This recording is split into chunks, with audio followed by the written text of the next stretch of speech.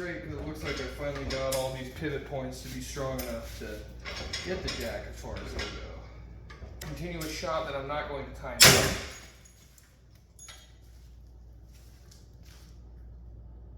What broke? We know what the limitations of 2 welds in the side of a nut are now. Welcome folks. So today I'm going to be doing a little bit of a experimental project, I guess you could call it. So got this old Harbor Freight pipe bender, and if you guys have used this, you know it's a bit finicky to get tubes to bend right with this for bumpers, and I mean if you build roll cages, maybe that too. So I thought I would go ahead and try and take the parts from that, because it does come with quite a few different dies. They're not as high quality as the machine I'm basically going to be copying. If you guys have seen the Eastwood style tubing bender they have, it's like a jack, it's like sort of a half moon shape, or what do you call that, a trapezoid shape, I guess, I don't know. But basically it uses a bottle jack, and that jack takes a die with a clamp and the pivots in the center, and the jack's pushing on the opposite end, which causes it to rotate. And then there's just one roller in the bottom. Here, I'll just show you. So I took the parts off. I got the 1.5" die, pretty sure that's 1.5". Then I got the rollers here that I took off of that. So basically gonna make some sort of a clamp for this, for the tube to go in, and then that roller is gonna be maybe slightly offset there.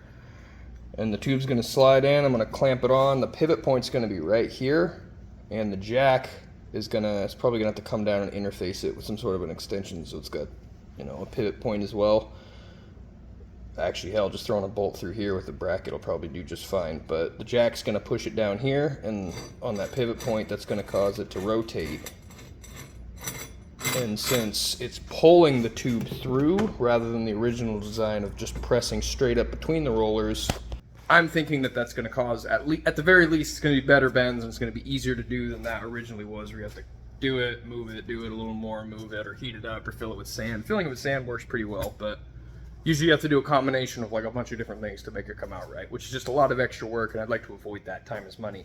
So, yeah, I'm going to go ahead and try to modify that, and hopefully this works out, and if you guys follow along, you'll have a tubing bender out of the old Harbor Freight guy. So just trying to break this project down into steps to make it simpler for me, because I'm not really writing any of this down beforehand other than that little smidge with the whiteboard. We have 3 main components minus the frame: the jack, the die, and the roller, which is, I guess, technically a die. This is actually going to end up being a pivot for this. So the only part that doesn't need to be modified at all is this roller. This is just going to go in there exactly how it is. So I'm going to set that to the side. But what does need to be modified is this thing needs to have 3 different pieces added to it. First one being I need to weld this onto here center, and that's going to be its new pivot point in the machine. That's what's going to go, that pin's going to go through both sides of the frame, and that way the die's removable. Maybe I don't know, it'll be a pain to come up with something like that again. Maybe just a tube on the next ones if I do want to make changeable dies. I don't know if I'm going to do that. Then after that, I need to figure out which side I'm going to use as the front and which side is the back, which I don't think is going to be that big of a deal. I need to make something to clamp the tube, so probably just welding some plates with holes, or maybe just a slot, and then I'll have to fold myself some sort of a strap out of some sort of material. I got a lot of flat plate around. I mean, I'll figure something out as far as the strap goes, but basically I got to make some sort of a clamp to hold the tube, and then I also have to make somewhere for that jack to interface with the bolt, which is probably just going to be something along these lines, some sort of a sleeve for it to go through. And then these washers can be welded to the jack on either side with an arm coming down. That way it's got the clearance, and that way the jack can push it, and this can rotate however it needs to rotate, and the jack doesn't need to have any sort of strain put on the welds or anything. And then the other thing I need to do is make essentially that same thing for the top. But for the top, I just want one thick pivot point, and I have some pre-plasma cut pieces. Not plasma cut, but laser cut rather. And I was thinking I can have that be on the top. I'll just weld that straight to there, oh well, and just have a bolt passing through there. I'll have some sort of a knuckle on the top of the frame for this to interface with. That way the jack can pivot on both ends and still go up and down just fine. There should be plenty of thickness and material to work. I mean, if you look over here at what was, this is, I mean, about the same thickness. I may even try to reuse some of this, but I'm definitely going to put a lot more bracing on mine because this thing was just braced with those 2 rollers. That's literally the only thing that was holding this frame together. So this is really cheap and flimsy. So if nothing else, I will at least have a much more sturdy pipe mender that's a little bit better of a shape, because this one you have to lay down on the side. It's basically impossible to figure out a way to work it right. But anyway, to fabricate the little clamp strap piece, I got this, I think that's like 1/8 inch, maybe 3/16, but not super thick. It doesn't need to be. I'm just going to heat this up right in the center, and I got a piece of tube that's basically the max diameter. It's going to end up being a little bit bigger. That way I can maybe reuse this strap if I do end up making other dies for the bigger 2 sizes. I guess there's only one size up. I'm using 1.5 inch, and the other die is 2 inch. So this is like probably 1 3/4 inch. I don't remember, but anyways, I'm just using this as sort of like a mold for it. I'm going to heat this up so it doesn't stress it out too much, and then I'm going to go ahead and try to bend it as much as I can, and then hit it with the hammer the rest of the way to get that really tight U shape, and then I'll show you.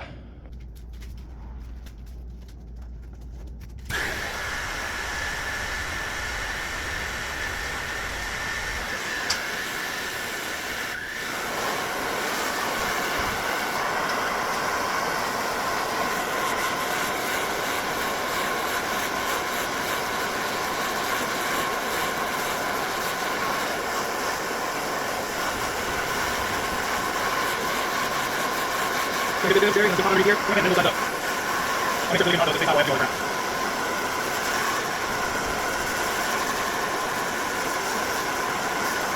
Right, here we go.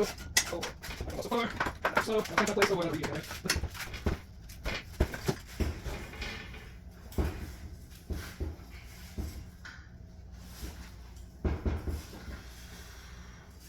That's actually not bad at all. I dare say that's pretty good.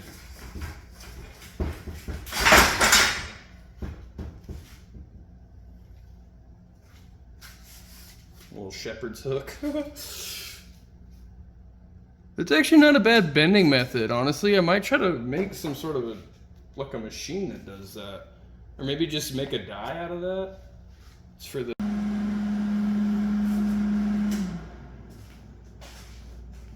So I made a decision with how I wanted the clamp to work. Then I changed my mind, and then I kind of went back to my original idea. So I bent it, and then I cut it because I had a different plan, like I was saying, and then I ended up going back with the original plan. So it's essentially back to the same shape. That did help because I had to bend it less so I can keep the radius, and that still fits. But what I'm going to do is on this die that I made on one side for the clamp, I'm just going to have this little piece of 2x2 welded center right here. I'm going to put a plate on it so I can get a little bit more structure to it. But yeah, I'm going to weld that right here so that way I got the clamp. It can go up. I'm going to cut off the excess once I figure out. I'm going to get this welded on here first so it's a little easier, and then I'm going to grab a piece of test tube just to make sure everything's working right, and then that way I'll know exactly how much I need to take off or keep on. And first of all, I'm going to tack it on. I'll figure out how I'm going to reinforce it.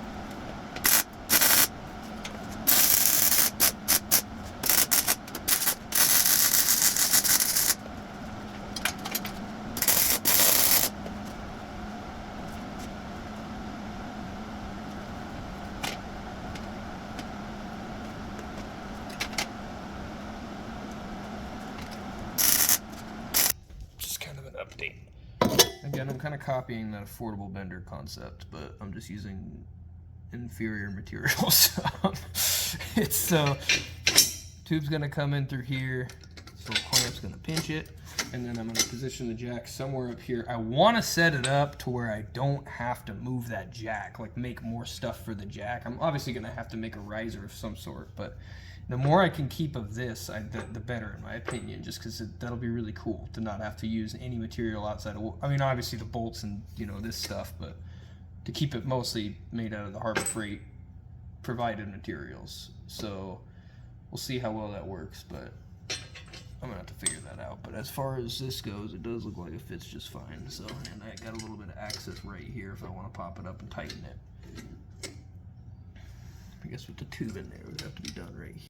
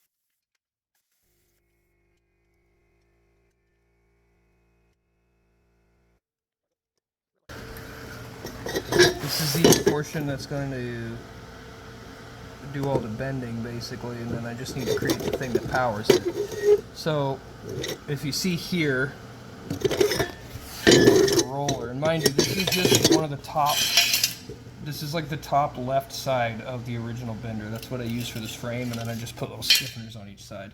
So, this die that I made has the clamp on this side here. And you push the tube in. This, like I said, I'm using PVC because it's the only piece that I have that's big enough. I will be bending a piece of steel, but it'll be a lot smaller of a pipe diameter. Anyways, this isn't going to be super precision. Just I could just tell from looking at it now that this is going to kind of be a little cattywampus, and I will have to still pay close attention to what I'm doing.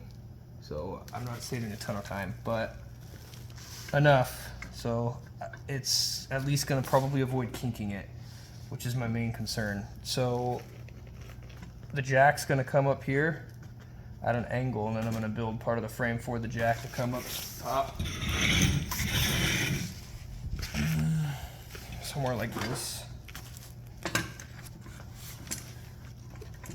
Of course, it's gonna have a little bit more distance outward.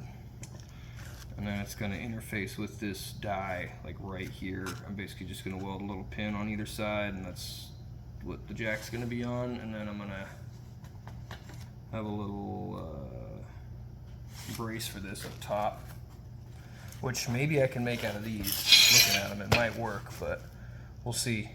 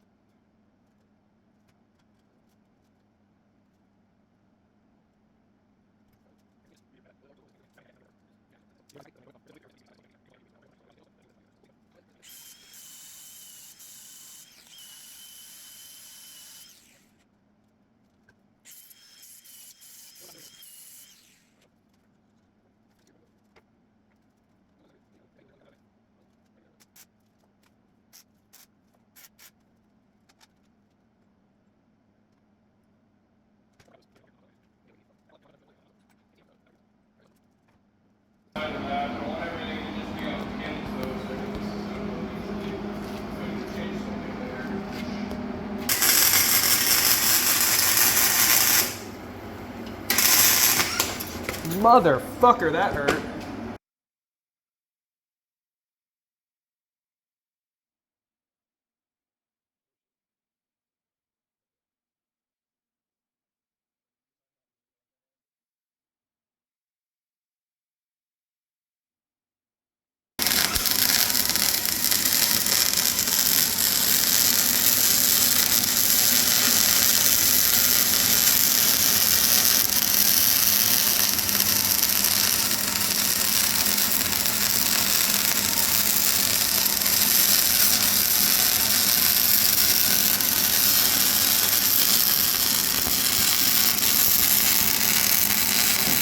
I find myself having to fix this jack and get the air bubbles out of it every single test, but right now I've got it somewhat working, and I'm noticing another weak point. I'm going to see if I can still bend this tube in spite of that weak point, but I might just need to go back through and reinforce everything.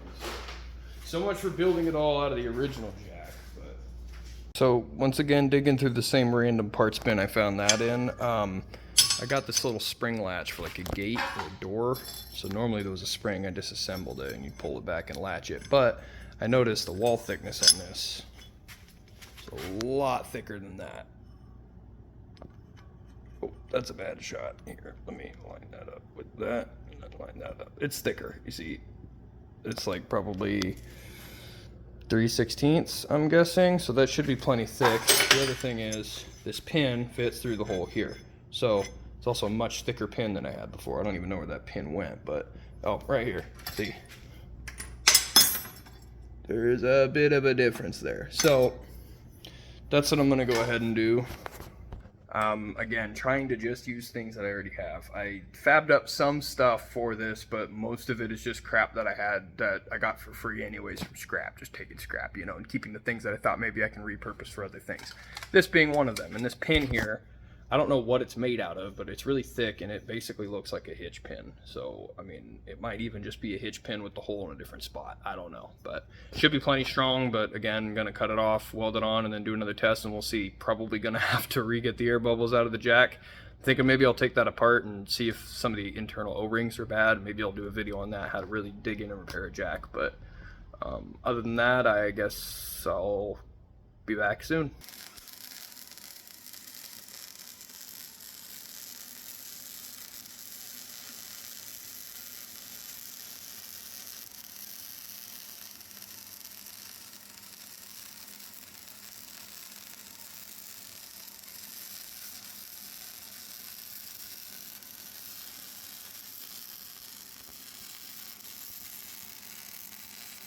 So I went ahead and reinforced those lower pivot points. As you can see, this thing's got some big old nuts on her now. Here's kind of a close-up of just the die here. That might be handy. So I got the clamp situation here. I got that center pivot, and then at the end, I got that part that the jack interfaces with to roll. Now, all the previous designs didn't really box it in enough, I think. So what I went ahead and did was I cut these two triangles, and I welded that to the casting of the die, and then I'm going to box the top, and this guy is just going to sit right there on the end, and that's going to be what interfaces with the bottom of the jack here. Really precise parts I'm making here. I promise that's not just a repurposed nut. Anyways, I'm going to go ahead and finish up all these welds, and I don't see how this wouldn't be strong enough to hold these forces, so we'll find out, I guess. But like I said, gonna have to fix that little bit of mishap, but other than that, I'm absolutely happy with this machine. This is gonna make building bumpers so much easier, and I'm very excited for that. Time is money. Skinnier diameters, that way I don't have to make a die for every single size. This is one continuous shot that I'm not going to time out.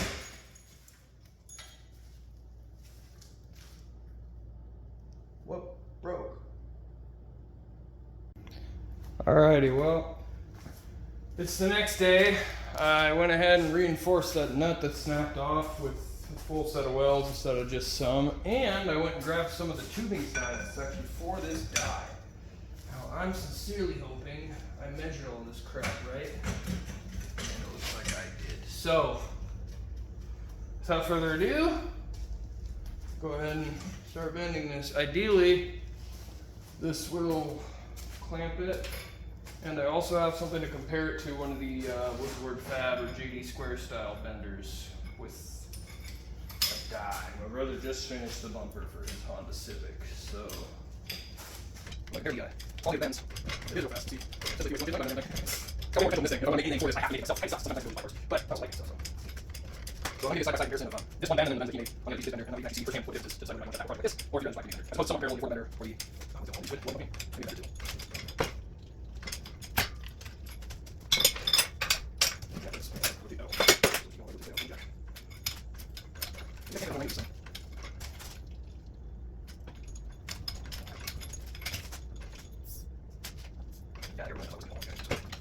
I won't see him die.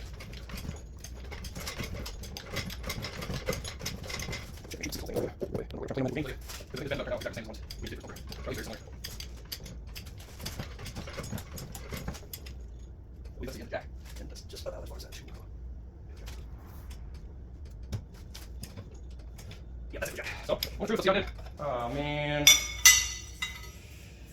Yeah, that's because it's still too small of a tube for this die.